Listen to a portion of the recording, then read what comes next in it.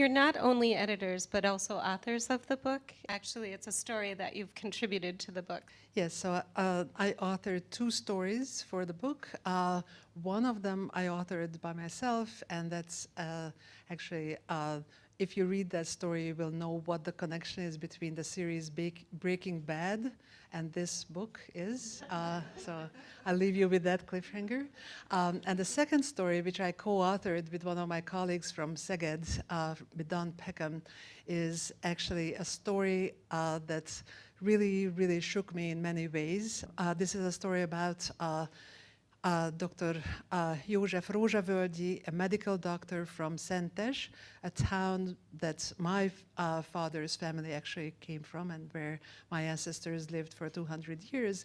And to me, this story sort of tells you how America changes you. And what happened was that Dr. Rózsavölgyi came to the United States in 1922, together with his wife and 2 small children. They lived in Texas. That's where he got his ear, nose, and throat specialization. They all learned English. They got American citizenship. And then, for one reason or another, they went back to Hungary in 1930. And the American experience changed them and changed their lives.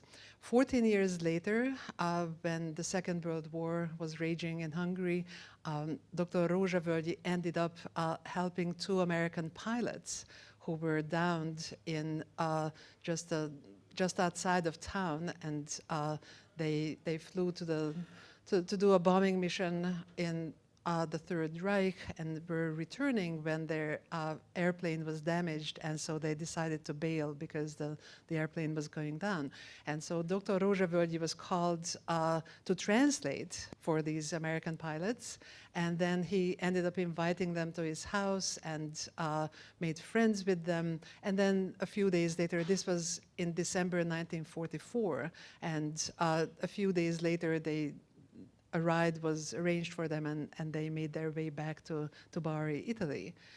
A more tragic twist is that while all of this was happening, Rózsavölgyi's son was already dead, and the way he died was that he was a trained lawyer, a young lawyer, who was called in to serve in the war. He was because he was an educated person, he was made an officer, but he made statements to the effect that he was not going to fight on the side of Nazi Germany. And because of that, he was demoted to a common soldier, sent to the front, and died.